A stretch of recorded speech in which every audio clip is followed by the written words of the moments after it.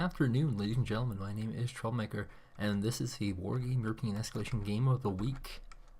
It is between Old Dirty Grandma and his opponent, Eros Pista. These, of course, are very important players because Old Dirty Grandma is actually a Smurf account for Dirty D, and Eros Pista is a Smurf account for Komaromi. Both two very good players, two top players. Both went fairly far. Komaromi a little more than Dirty D. It's a Smurf game. So, Smurf accounts. What about Smurf accounts? Smurf accounts are designed by players for two purposes. The first purpose of the Smurf account is to conceal your identity. The second is so that, combined with that, people do not give out your build orders. If your play styles, and keep in mind, even in professional play, there's going to be 5 to 6 build orders per person, basically.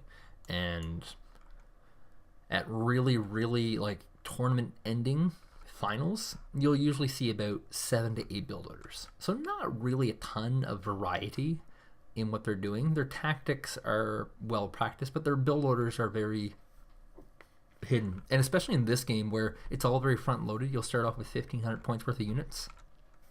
In that kind of game, build order hiding becomes very important, especially considering that the Wargame Cup finished.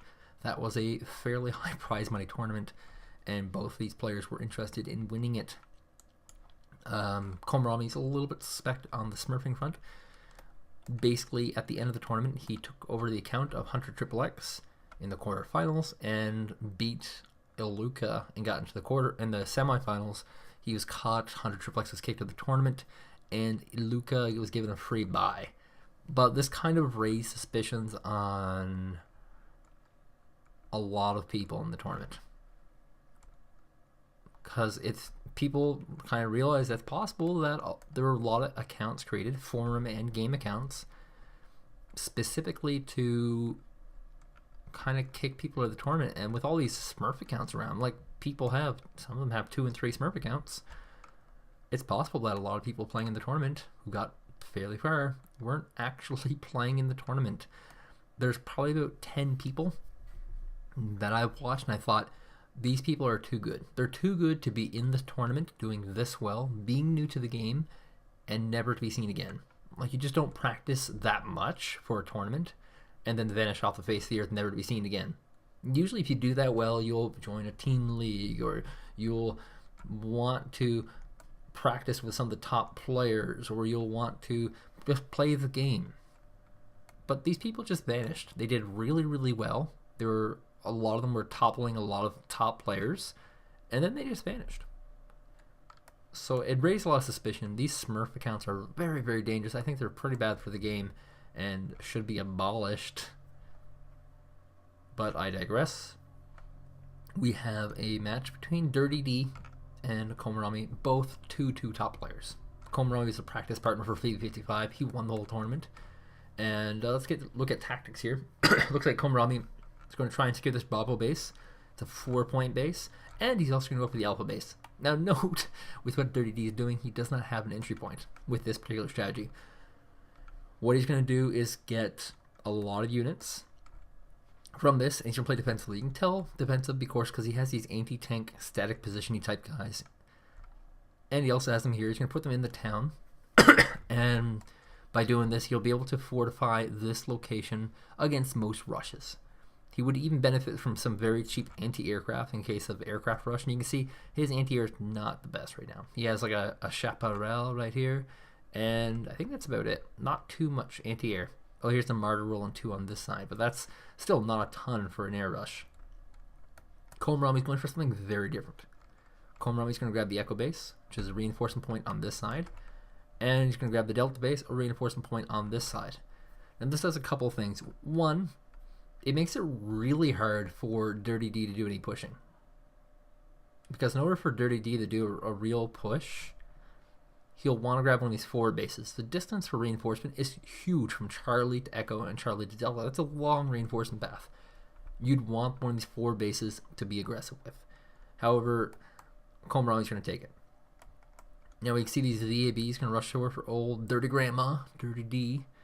And actually, this is a very high veterancy VAB. Now, why would he vet these VABs so high? Well, one, get some very high vetted chasseurs and anti-tank Milans.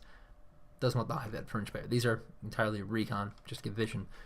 That's one big benefit. It means that these Milans are just going to hit. They're going to smash.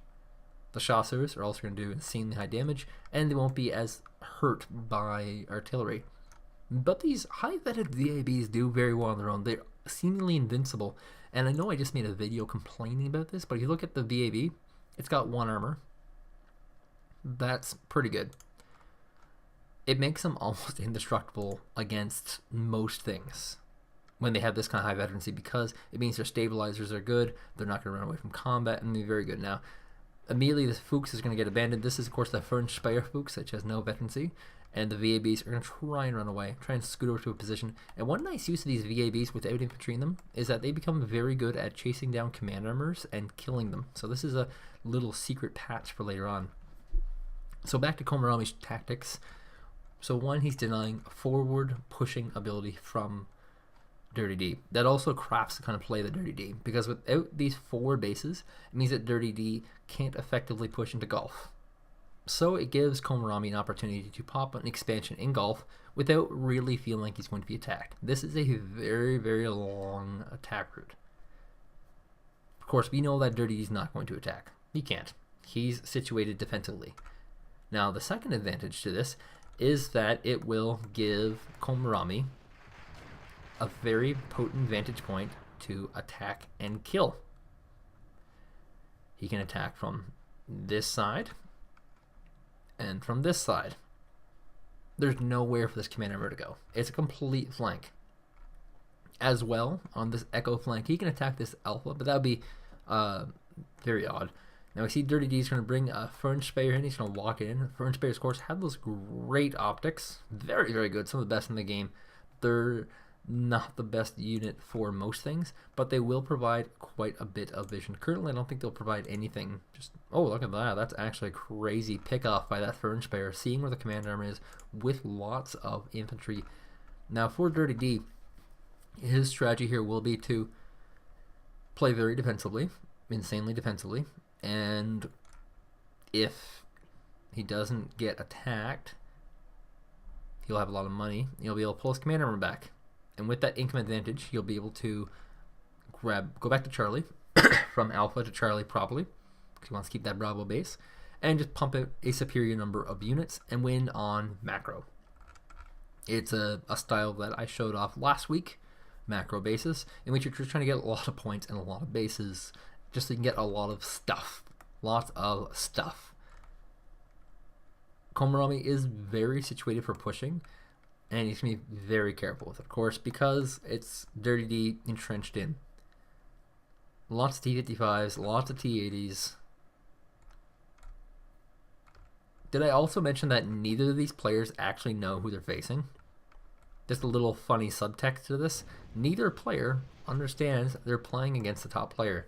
They each think they're playing against a complete newbie. Or nub. So it's like Komaromi's going to try and push across this bridge. This is a very expensive push. It's very hard to deal with these infantry when they're entrenched in like this, especially this group of chasseurs. The French Speyers are going to give vision for the Milans, but that's not really stopping Komaromi. The UAZ 469 recon in front, trying to soak a little bit of damage from the first hit, and he immediately pulls it back. Hopefully it doesn't do too much damage, and here comes the push. BTR 60 Pies coming in hot with their infantry, and you can see he's just pulling back infantry units as he can. He's rushing right into the town with the infantry. Going to drop all those Motor Strelki on top of the infantry, which will provide vision, and the T-80s can also rip on them now. He's got to be very careful with the T-80s, of course, because the Milans are here. Note the facing of these T-80s. As they're retreating, they're still facing forward, so they're not going to get any bonus damage, but now they're pivoting off to the side. There's little bits of opportunity here. Small weaknesses of control from Komaromi, but there's things that you would barely notice in team play. Now note, high vetted infantry are dangerous. Alrighty, we have a 200 point lead here by Dirty D. The TO-55 flamethrower coming in should do a lot of damage if he can spot, and spotting's going to be pretty key. The Fringe Bear is largely invisible right now. When it moves around, he's going to get some vision of it. That's about it. And so this is possibly the first loss of Komaromi. Now keep in mind, I myself do not know which one of these is which. I'm only assuming that Old Dirty Grandma is Dirty D because it's got dirty in the name. It's a little weird. And so with this tactic, and keep in mind, for macro play doesn't mean stupid play. The second that his attack came, Dirty D pulled his command armor and a few units from this alpha base. He left in the Fringe Bear and the Chasseurs just so that a rush can't come through this path, making it much, much harder. But he pulled back a lot of units with command armor. And now he's rallying at these big, expensive, dangerous units. If this attack didn't come, he wouldn't have done this pullback. But now the attack's here, he realizes he needs units now. So he's pulled back. The choice of units is a little bit interesting. He has the multi-rocket launcher, which has a fairly large spread range, but can deal very effectively with these tanks, especially these cheap T-55s. And now you can see Komaromi is moving into position in the woods here, trying to create a nice position. And this is a little bit interesting position, specifically because of how open it is beyond here. By grabbing this position, he can put tanks in here. He can put tank destroyers, anti-tank, rocket-based weaponry, and they'll all do very well in this open area.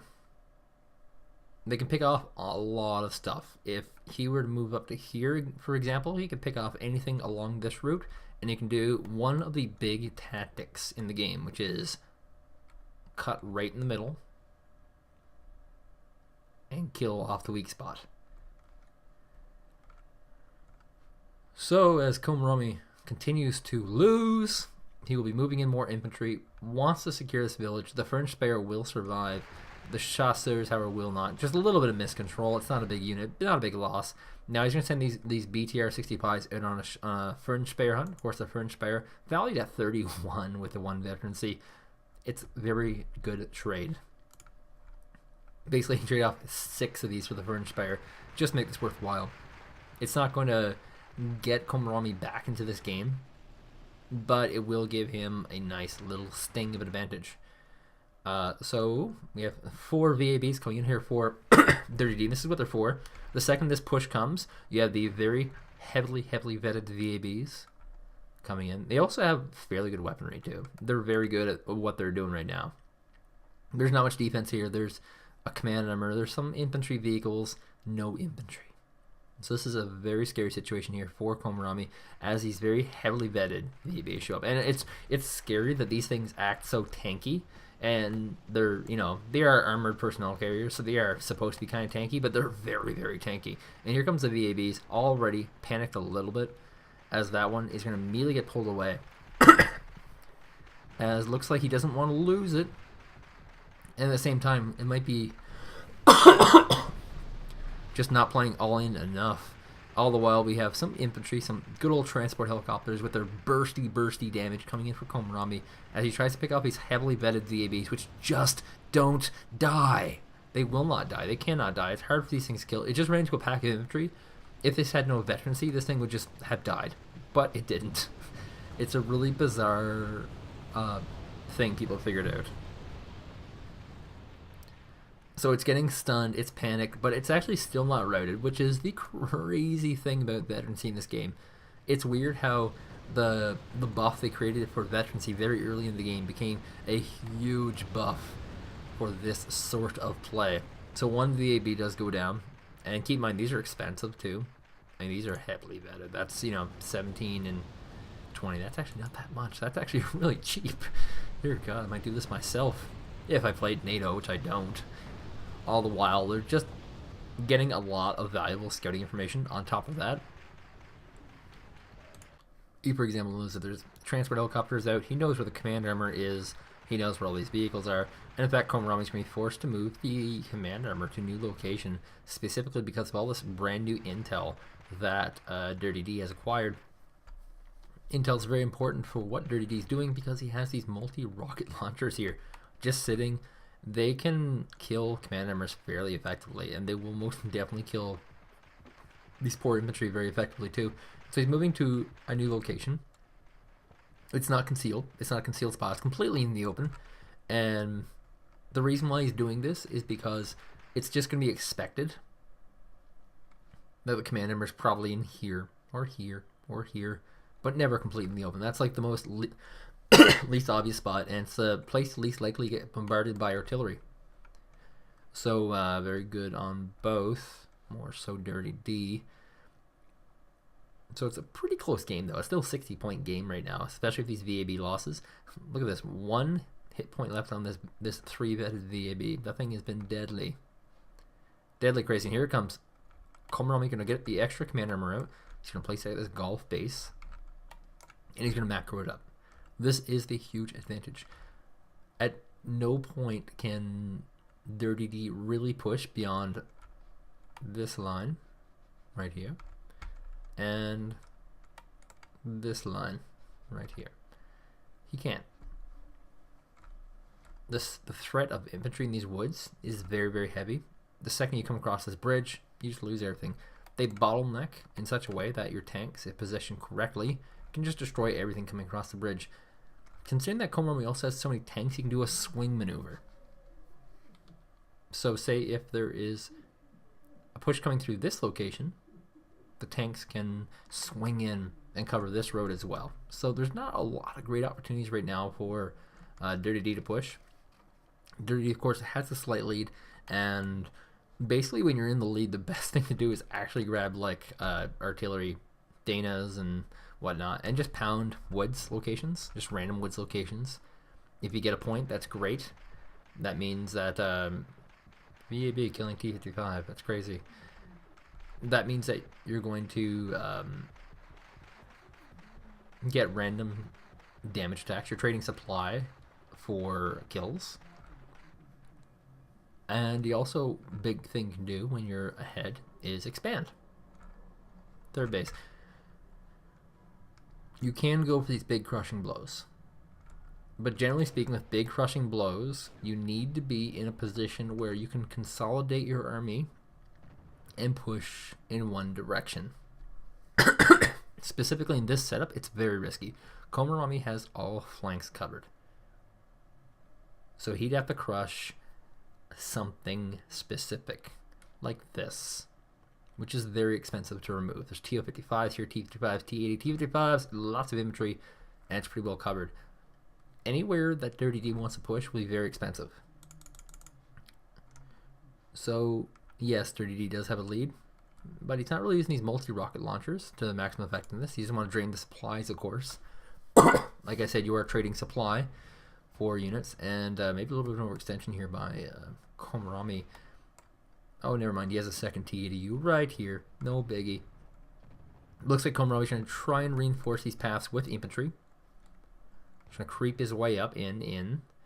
He's going to use this UAZ 469, which has very, very good optics for spotting these infantry and just pick them off. And here comes the extra command from Dirty D, who realistically is behind right now and probably realized I have to do something. Going for these Martyr ones, kind of an odd choice. Not a lot of people using these. They're actually debuted in the campaign as being this anti-infantry vehicle, which they are. It's just they seem to lose the infantry. So, yeah, it looks like he's going to be using them defensively. They actually are very good defensively. That's just smart. Oh, big push by, an unexpected push as well by Komaromi, going straight down the middle. Here comes some helicopters overhead. Looks like he might be trying to play greedy and go for some command armor kill, and just not really doing anything as helicopters, just really forfeiting them. As well, the multi-rocket launcher stun there was absolutely insane. Just really wrecked everything. T-80 dead. T-55's gone. And this is really the opportunity for Dirty D to come back massively, in a very, very massive way. He's going to rock most of these T-55s. And he's going to do it with this nice anti-tank Milan squad and these Weissel MK20s. But now he's been giving an opportunity through a very bad push in which he can strike back and do a lot of damage. All these tanks have been removed. These tanks were the massive barrier that was preventing Dirty D from pushing out. All the while we see Komaromi going to have a Smirch. Smirch course is considered to be one of the most overpowered units in the game for quite some time, and it's got this crazy volley of rockets that will do insanely high damage. And look how completely stacked up Dirty D's forces. This should do some significant damage. Did he get a commander kill? He did. He only got a hit. 2 hit points off it. He's going to have to bring some supply in to stabilize vehicles, but already he's got a few kills there. He can kill a supply truck too, I believe. And he's just going to continue pumping out these T813s, which also have a gun on them, which means that you can, and it's a weird thing because they can steal your T813s, so you can kind of pair them off with certain units. That way they can't get stolen. To have some effectiveness with that. And I'm not sure whether Dirty D wants to push or not. He's got the M1A1 Abrams coming out. It's a very expensive tank. One of the more expensive ones in the game. And it's a decidedly defensive tank with its 9 front armor, its 7 side armor. This means this tank is going to be the guy leading the charge, but it's also a very expensive tank. And it's one that's really hard to lose. It does do a lot of damage, which is good, but it's a really weird tank because generally people are showing preference to losing cheap units as opposed to expensive units, and here we are with an M1A1 expensive unit. It looks like a successful barrage here is forcing Dirty D to move his command armor slightly. Still wanting to keep this Bravo base, but if these smart shots get better and better and better, this command armor will be in trouble. There is some supply trucks coming up to resupply the command armor. There's a lot of stuff around here too, so you might as well just pull the command armor out to do that. And here comes another smart shot from Komaromi. Will this one hit better is the real question. Betterer. It looks like the command armor move was a big success. The volleys will hit this woods location and do get a few good hits, but no real... Oh, there we go. Got the Milan squad. And 200 point difference now. All because realistically these forces are very cramped up. He's using a lot of infantry, which of course are very vulnerable to these artillery attacks. Keep in mind, this is a destruction mode, I believe, so there's still a pretty big advantage here for Komaromi. He can actually grab this hotel base and expand again. There's probably a points cap on this, probably like 1,500, so probably not a good idea. Scratch that. Dirty D's about 500 points from winning, but he's playing very careful. He doesn't want to just lose it. He's not making any aggressive attacks, and realistically, this is a match in which Dirty D's showing some really good defense against this kind of tactic, which he's more than used to playing against. And he is just utilizing his units effectively. It's really Komaromi who's losing this game by not really pulling off any successful attacks. So we have some BTR-60 pies leading the charge. A little bit mistimed though, as these infantry carriers are not timed up well with these infantry carriers. So these are just free infantry carriers. Another rocket shot actually got a hit on the command armor, which has its own private supply truck. So it'll be fine as long as the supply truck survives. And here comes the other ill-timed flank here from Komaromi. The goal here was to have the empty ones get the damage, and then the other ones come in after the fact. But it looks like he's going to have to redo this. Ooh, a VPZU squad here for Komaromi going to go down. 480 points, and then Komaromi is out of this. He's got to make a lot of comeback, and these smirch shots have to be pristine, absolutely pristine. They have to hit a lot of targets, and they have to kill. Killing is going to be important, but here we go. There's the big battle for this area. Moto Strategy is going to rush in. This is a weak spot here for Dirty D. It'd be amazing if he could defend this with as few units as he has. Here comes the T-80Us, T-55s, and of course the flamethrower tank. This is the big tank that will make the difference. Moto Strelky's rushing through the woods against these chasseurs, and the chasseurs are seemingly just crushing the Moto Strelky at cost. One is being routed away. You can see there is in fact a rise pattern pounding with the Martyr 1, the key Martyr 1, the defensive use. T-55s can rush through the woods with the T-55s. These are 15-point tanks. They can rush through woods. It's fine. And just going to continue pushing forward. The T-55s have to target down the chasseurs. Here comes some rocket fire from Dirty D. Going to try and wipe out whatever he can, and the T-55 is gone. That was the key unit, of course. Oh, obviously T-80U is going to wrap around the side. They desperately want to get this rise pattern. T-55s, no anti-aircraft vehicles here except for the T-80U, so the only anti-aircraft. And there are 2 Gazelle cannons here for Grandpa, who's Dirty D. They're not going to be the best aircraft against this, but with no real anti-aircraft, this should be crushing. So here comes the T-55s rushing in, going to smack down those rise patterns. Pretty huge hits already. Critical impact jam. That means it cannot fire for another minute, and the Marder 1 should die as well. He's going to continue pushing it. He's going to try and continue pushing this advantage. Ooh, big shot here from the Marder, or from the Milan F2s, which are reloading again. Here comes another rocket. Will it hit? A big miss on that Milan, as Komaromi's in hard shape. He's forced to retreat. He sees the Gazelles coming in the distance. 1 T-80U is down. There's now 200 points of difference, and the Gazelles can successfully target down everything here. Everything must die, Dirty D says. Dirty D, a very underestimated player, by the way. Mostly because he didn't do as well in the tournament as many other people did. I think Dirty D and Komaromi got kicked out by the same person, I believe. Oddly enough. Dirty D, of course, is a coach. He's a coach of a team, and as a coach, he's responsible for also constructing the general tactics. So now we're going to see some one-vetted Scots. Note, a one-vetted Scot is not the same thing as a one-vetted VAB. It has the front armor, which is great, but what it's missing? Weaponry. It's missing weaponry. And note, he's hitting from the side here, so the upgrade to the vet didn't actually matter. And that's just going to be a free kill for Dirty D. Now, Komaromi's in hard shape. Very hard shape. There's 70 points left. I mean, it's possible for him to win, but it's very unlikely. Basically, if the T-80U dies, or the remainder of that army, it's over. If he loses any of these front forces to artillery damage, here it comes, the artillery damage. Going for this area randomly, I don't understand that. But if he loses a few more units, it's over. Now there's only 20 points left, so if he reloads this multi-rocket launcher and it just fires almost anywhere, he will hit something, and he can potentially win. Even right here would be a good location. And actually we see Komaromi's rallied out a second Smurf, and so he's going to try and get back with randomness. And this is the winning strategy of a couple of players. They actually won with complete randomness. They killed command armors with rockets, and got 2 command armor kills in a row, and they won the game. This is what you do when you're in this situation, where you're so close to losing. Go for randomness. Go for kills. It's really different if Komaromi was losing so badly that he's so far behind that he had the highest command armors, which happens. In this situation, you have a guy who has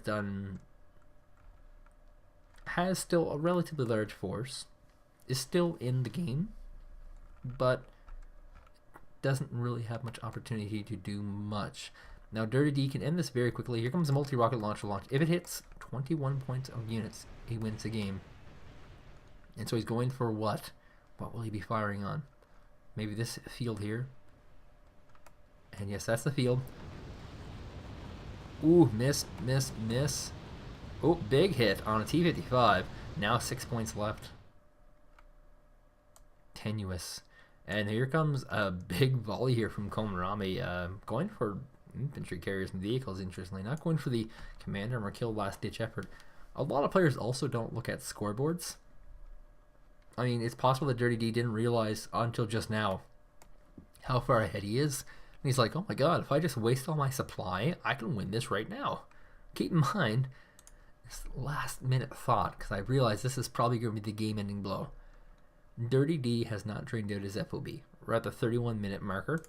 He still has tons of supply.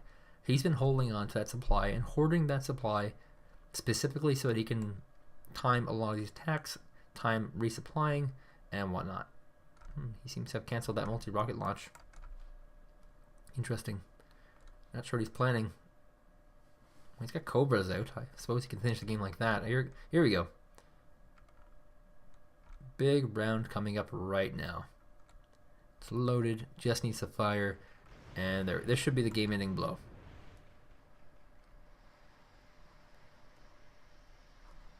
Lots of rockets. Ooh, he's actually going to go for a big empty field. Looks like. And will he hit the T-55? Ooh. Oh, stunned and just missed. Just missed. There's only one target he's actually going for there, and he missed it. That is not good. Gonna try and rush this Fern Spear into the woods to kill his BTR-65. This is really weird how long this is going on. This should have ended quite a while ago. Oh,